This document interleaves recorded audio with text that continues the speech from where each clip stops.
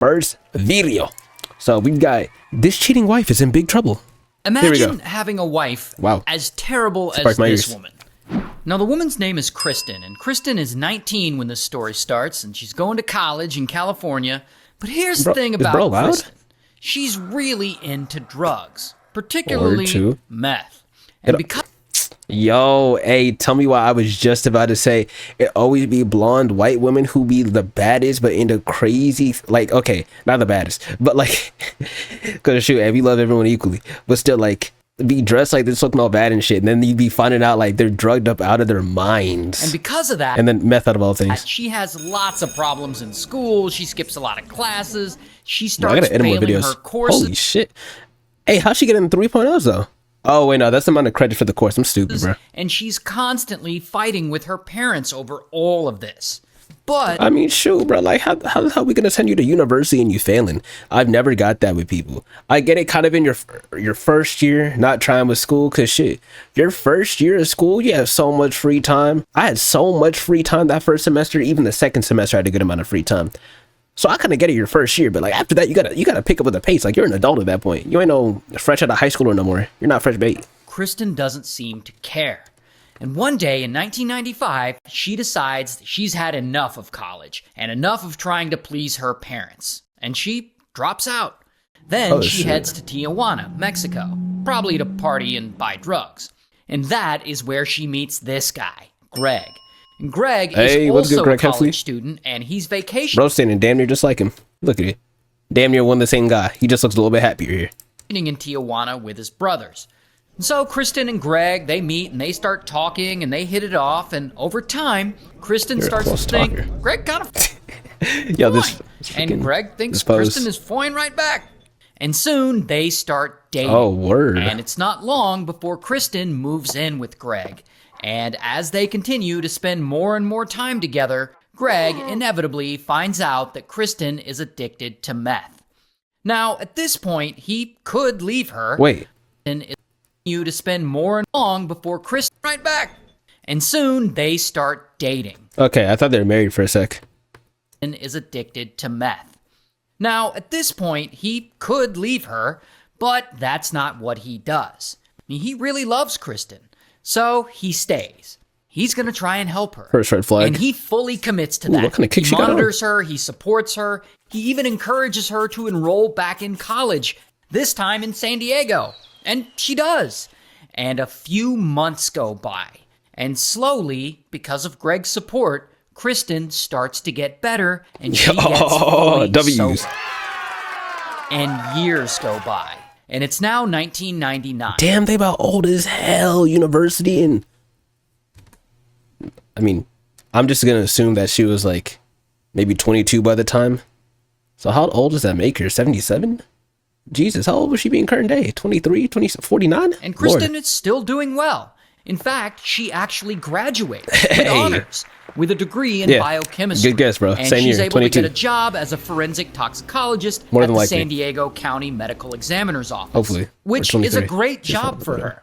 That same year, they get married. And so things seem to be going really well for them.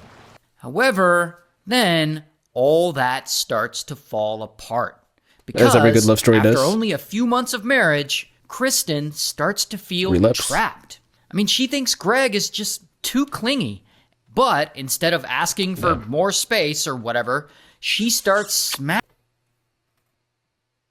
Yo, I hate how this just got stereotypical. They really just changed from the loving husband to let me fuck on the black guy. Man, I'm glad I'm black and said that, bro. Imagine if I was white. Oh, hell, bro, I would have been fucking canceled by my 0 viewers right now. Smashing with other guys. Specifically, she sleeps with 2 of her Oh, coworkers. hell no. Never mind. It went over to a white guy too, bro. But then it gets even worse. Because in the year 2000, Where's the Asian love, she though? gets a new boss. This guy, Michael. And Kristen and Michael, they start working together, and pretty quickly, Kristen starts thinking Michael's kind of fine. And he's really into her too. And so they... Yo, I don't even feel bad for Greg for real. Like, I already compared him to Greg Heffley, bro. Like, this is the true diary of a wimpy kid. But he should have known something was off the second that they met up at, like, what, a bar, and then she was immediately going. Start smashing. which Damn, bro. Hey, good men always finish is last, bro. terrible. Not only is Kristen married, but Michael is also married. But whatever, they don't seem to care. They're gonna keep this affair going. And here's where the story starts to Wait, they're get both married? dark. At her job at the medical examiner's office, Kristen is in charge of the logbook, where they log some of the evidence that's sent to them. Sometimes that evidence will be drugs, sometimes that evidence will be meth, specifically. So Kristen No, I know that she got dirty up in them freaking them rocks, right? Yeah, I don't do no drugs. is around this meth all day, and eventually she becomes Bro, the tempted meth got her to lip take some, biting. and ultimately she does. And then, Damn. of course, she does it again and again and again. That was a good AK, man. I can't lie. This is that type of stuff where you just gotta say, look, I'm uncomfortable. I was a former addict. I rehabilitated myself. I don't want to be near this. I don't care if I'm the best one on the case. I can't. I'm not trying to succumb. I can't. Because this is the same type of stuff, yo. I had a friend recently was just telling me, hey, so I'm trying to lose weight. Boy, you know they ain't losing no motherfucking weight. What? They're not losing no weight at all. It's not happening. But this is stuff where I'm saying, bro, like, you should not have no snacks around you, no addictive sweets and all that whenever you're trying to lose weight. The same way you shouldn't have this type of stuff around you. Like, you got to limit yourself. You got to stay away from it. I get that this is working. The weight is like home and all that. But you got to try and distance yourself as much as possible. And before long, she has fully relapsed. Oh, nah. Now, inevitably, Michael ends up finding out about all this. I mean, he's her boss. Of course he finds out. And he knows that if he reports her to the higher-ups, she'll get fired. And he doesn't want that. He wants to keep working with her and, keep smashing. And so he stays quiet. Hey, that's Now, a at this man for point, real. That's a Kristen man. is living a total double life. She's getting high at work and cheating with Michael, but then she'll go home to Greg every night pretending like everything is okay. Ain't this like a quintuple life or something like this? Cause she getting doped out at work after her husband thinks that like he helped rehabilitate her, smashing the boss, smashed a black guy. I hate saying it like that, bro. Smashed a white guy who looked like, what's a ginger, bro? He looks like not Roderick, like Fragley, bro. He looked like Fragley from Diary of a Wimpy Kid. And then smashing freaking her husband Greg right here. And she can't keep this up. It do, bro. So it do look after like a Mystery Solving while, Games. she finally decides to go to Greg, and she says that she wants a separation. And poor Greg, he's devastated. I mean, why is she doing this to him? Damn. He spent years helping her get It's like sober. I said, bro. And now Good guys she's doing finish last. this? And so he starts investigating, and he's trying to figure out what's really going on with his wife. Oh and my that gosh. is when he finds a glass pipe with some of her things. So he knows she's using again. He also finds a crumpled up love letter from That's Michael crazy. to Kristen. So now he knows she's Bro, why would she throw this away in the crib? You got to be smarter than this. You either throw it away at work and just hope that the other guy who you're cheating with doesn't get offended, even though y'all are both cheating, or you throw it away somewhere else. Shoot, litter. I live in Texas. I would never litter. I'm not even lying about that. I really just don't litter, like, on some real stuff. But still, like, bro, shred this up. Tear it up. Like, what? having an affair. And all this pisses Greg off. I mean, not only that, but What's the he's legal reason? worried I don't about litter at all. Kristen too. I mean, she's an addict who now has unrestricted access to drugs at work. This can only go wrong. So he goes to Kristen and he gives her an ultimatum. You either quit your job or I'll report you and Michael to your supervisors. And this scares the shit out of Kristen. Boy, I too. I mean, she doesn't want to quit her job. I mean, that would cut off her access to all that meth. But on the other hand, if Greg she gonna snitches try on and, her, get rid of him. she'll lose everything. I mean, her job, her reputation, plus Michael would probably get fired too.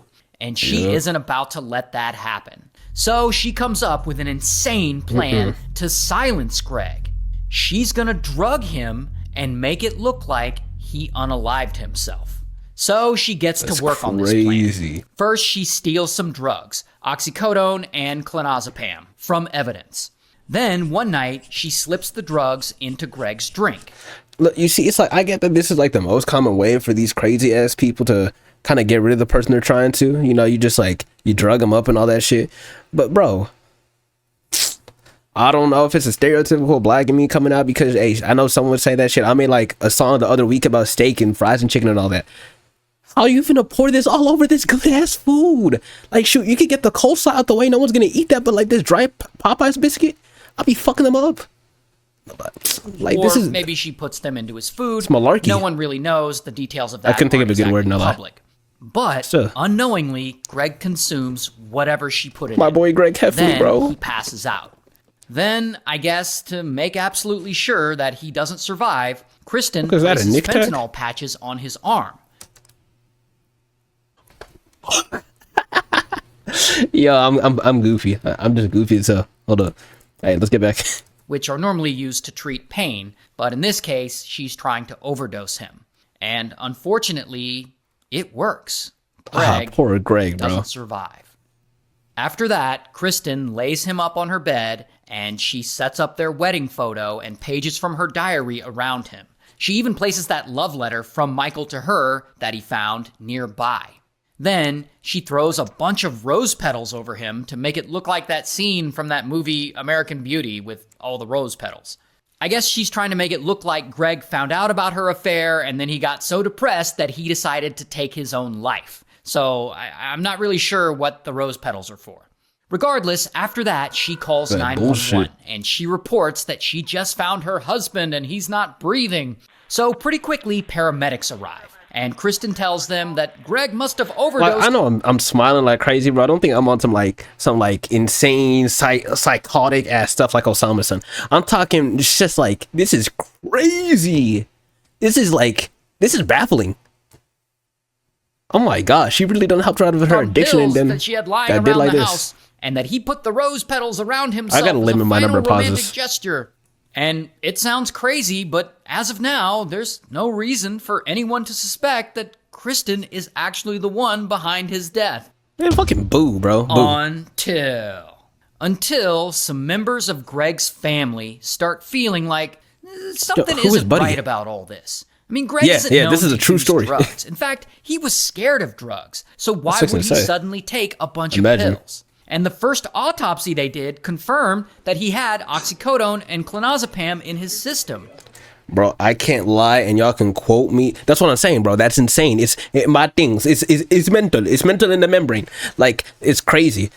This is the type of stuff where I'm saying, bro, if I ever get some leverage, trust me, and like it gets reported like, oh, he drank himself to the grave, or he freaking OD'd. That shit didn't happen. That shit definitely did not happen. That shit did not happen at all. But the family pushes for a second autopsy. So a second autopsy gets done. And that is when they find large amounts of fentanyl in his system. My gosh. And large amounts of fentanyl, that isn't something most people casually have access to. It would have had to have come from a medical or evidence facility. Like I don't even know why I didn't think of that. Kristen works in. So now police are suspicious of Kristen.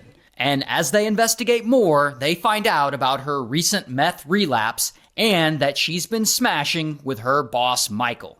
So, damn, so they deduced that she was fucking this man straight off of the fact that she drugged her husband, late husband?